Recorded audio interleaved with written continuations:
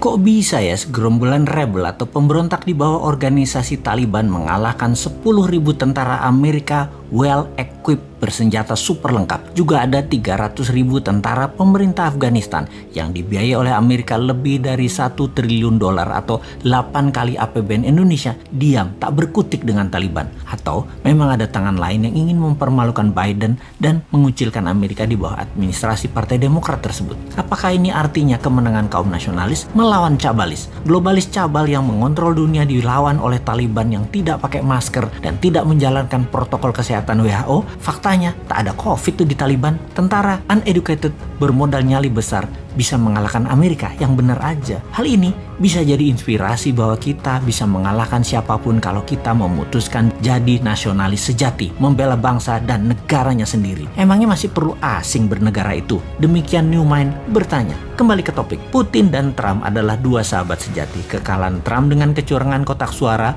ala pakai kardus digembok versi modern lah, membuat kaum nasionalis dunia main shadow, tidak muncul di permukaan lagi. Kalah di Afghanistan, administrasi Biden tercoreng habis. Mereka kenyataannya di dalam negeri sedang ribut masalah Kamala Harris. Lalu sekarang Demokrat ditampar dengan hengkangnya Amerika ke birit-birit lari dari Kabul. Bukti lagi, mereka tidak bisa mempertahankan aset minyak Afghanistan yang besar karena lemahnya Biden. Kita agaknya harus mengajari kaum old mind bernegara internasional yang memang tidak terlalu jago dan selalu salah di mata internasional karena memang jarang berkunjung ke negeri tetangga atau negeri sekutu lainnya. Memang selama 7 tahun ini diplomasi luar negeri agak lemah. Jarang sekali ngurusi luar negeri, pada 80% produk kita atau kebutuhan kita tergantung dengan luar negeri, terutama cara ekonominya saat ini dikelolanya. Faktanya, 80% ngurusi politik dalam negeri saat ini dan kebijakan yang diambil selalu yang populis, yang rakyat suka. Itu aja yang keputusannya dibuat, bukan yang benar. Apa salah emangnya memilih bernegara populis dan urusan semua dalam negeri, terutama politik? Ya tidak akan salah. Mana ada sih salah benar dalam politik? Yang ada hanya fakta, data, dan angka. Apakah ada makanan di piring rakyat? Apakah kesehatan rakyat membaik? Apakah masyarakat bahagia penuh tawa? Kita kembali ke luar negeri, apa yang negara besar lakukan dan apa yang Indonesia tidak lakukan selama ini karena tidak terlalu paham.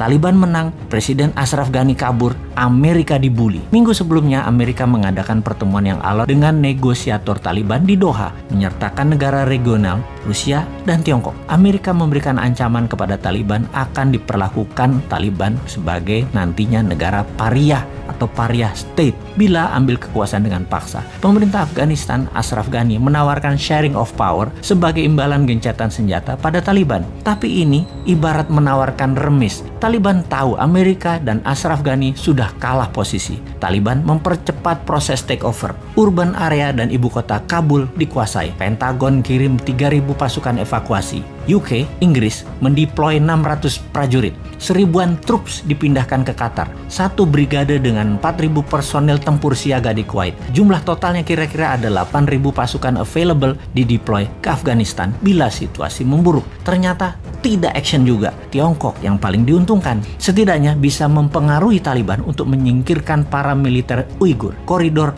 Wakhan akan menjadi penting sebagai geopolitical hotspot yang akan menghubungkan Tiongkok ke Asia Barat dan Middle East. Ekstraksi mineral disepakati dalam pertemuan Taliban dan Tiongkok di Beijing beberapa minggu sebelum Taliban menang. Dikira Tiongkok nggak main ya di sana. Ini faktanya. Sekali lagi, ingat nikel, ingat Tiongkok kan? Yaitu ekstraksi mineral Afghanistan untuk Tiongkok terlihat baik membantu, tapi aset Afghanistan disedot. Ternyata kekuatan Amerika tidak berguna karena Taliban membiarkan Al-Qaeda dan ISIS berkembang di Afghanistan. Sebagai catatan, dalam 5 tahun ini Al-Qaeda dan ISIS link group menjalar ke Asia Timur dan Utara. Pecahan grup ekstremis Taliban dan simpatisan Al-Qaeda dan ISIS saat ini ditemukan di banyak negara Afrika, bahkan di Filipina, juga Indonesia. Sungguh, kemenangan Taliban di Afghanistan juga bisa menjadi booster bagi kelompok radikal di tempat lain, sekaligus bukti war on terror belum selesai. Pemerintah nasionalis Indonesia di dalam negeri perlu mempercepat konsensus menghabisi gerakan pemahaman keras far right ekstremis sebagai pekerjaan rumah kalau ingin aman ke depannya. Di luar negeri, mainkan seperti Tiongkok, ambil benefit di air keruh. Faham? Enggak? Yo wes, tunggu 2024 kita praktekkan nanti.